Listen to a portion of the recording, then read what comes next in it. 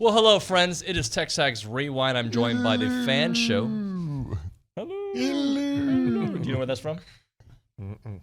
Seinfeld. Oh, yes, I knew that. Yeah, the best show ever. And that and Curb. All right, so Roy May, Matt Browning. I got a tweet yesterday, very nice tweet about the Rewind. He was like, dude, his name was Steve. I'd love the Rewind, but could you maybe cut out the intro and make it longer? So you like everything but what we actually do on the Yeah. The intro's Kinda going what we nowhere. do. All right, Yeah. well, I guess we're done then. Yeah. Well, bye, guys. Favorite part of the show today? Logan Lee. He's good. Logan's always good. Yeah, no, I love the breakdowns with Logan, honestly. It's especially when things are going so well. And he's Real basketball talk. It really is. It's not having to kind of put some Band-Aids over some things and talk basketball. We're playing well, and he can really dig into it. So That's why I also like those Mark French episodes. Mark French is great. Yeah. So what you're saying is when OB and I talk about it, not as good. That's okay. I get it. It's like Ernie Johnson by himself. It's not the same unless he's got Charles and Kenny. He can't extrapolate. That we hear OB every single day. You only have Logan on, once a week. I think you're making it worse. I think you're making it worse. Yeah. So that is on the show. We talked about the beatdown against Arkansas. Good times had by all. Coach Schloss and the big shooter in here. Excited about baseball? Oh, yeah, McGee was great. How can you not be excited about baseball? I'll tell you why I'm not excited about baseball. I am super excited, but why I'm scared to be excited about baseball, because I feel like I can't have nice things with expectations. Football's That's why when you wounded asked, him. I said, I'll just stick with supers. Yeah, Football's wounded him. Oh, Aaron Torres. We talked some college hoops, AT. and Pac-12 is going to go away. A lot of stuff with AT. And these knuckleheads here, the fan show, check it out right now.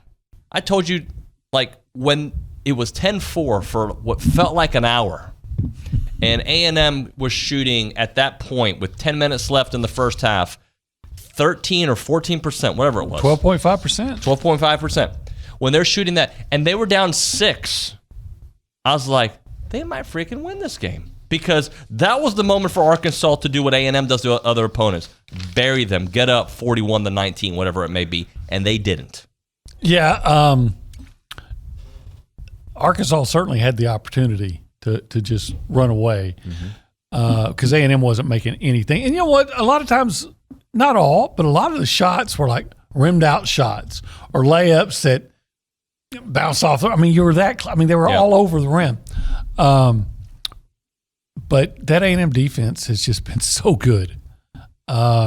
We've seen it so often in the first half, and usually A&M plays this great first half defense that stakes A&M to a big lead, and they just hold on for it in the second half. But this was A&M's great defensive effort, kept the Aggies in the game, and set it up for a second half where A&M could have just an awesome second half and pull out that win. Couple things. I think initially those rim outs and those close shots in the beginning were because you felt the presence of those twins, right? That they clogged the lanes. They forced A&M into some earlier shots than they wanted or some quick adjustments. The game did change when the Twins got into a little bit of foul trouble and they had to go out a little bit. And I know I forget the gentleman's name who played pretty well, the backup, number 55. Number 55, that is... he played really well. I thought he was...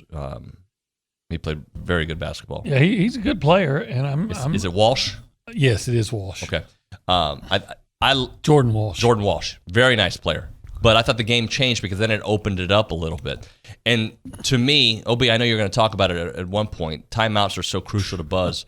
Coach, I know you've said before that you're a fan of great coaches and you learn lessons from other coaches, whether they be on our campus here at Texas A&M or elsewhere. So sticking with Buzz, what are some of the biggest things you've learned watching him and getting to know him since your arrival here in Aggieland?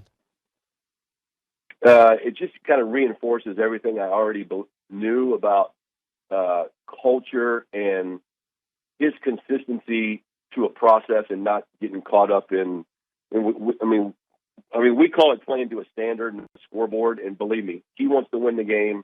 At the end of the day, you want to win the game, but you can play well and lose, and you can play poorly and win. And so it just reinforces it. He sent me a long podcast that he and I trade stuff all the time. I've added some parts of his daily routine, minus the deadlifts and the squats and the bench press.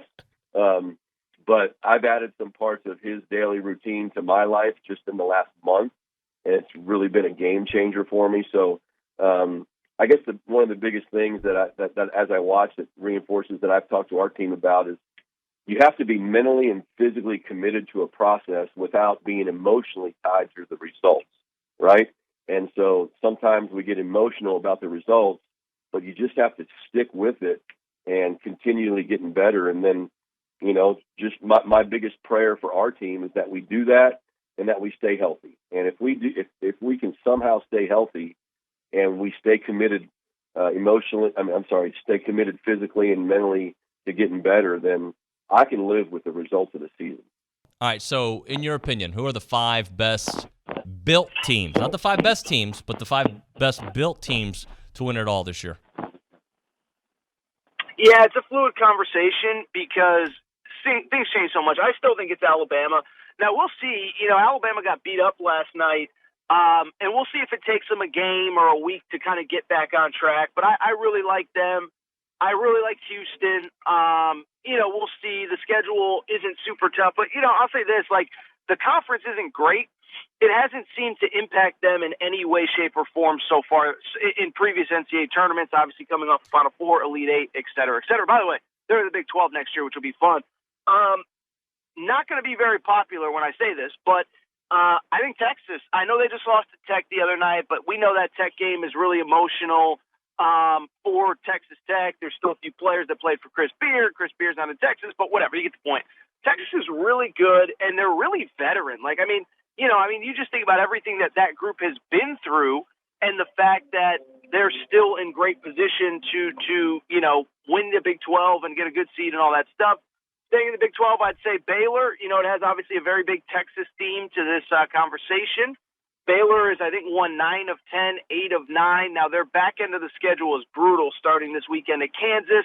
And then finally, who was my fifth? Well, I had UCLA. I think UCLA was probably the fifth one as well.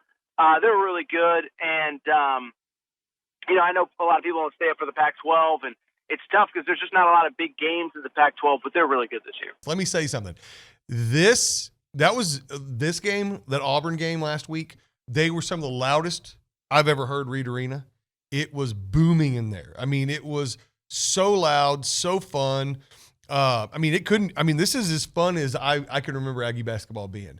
And it's, you were saying all the way back to those crazy AC Law 06 those days. I remember the 06 days, the AC Law days when we would just fill Reed Arena, and it was crazy then.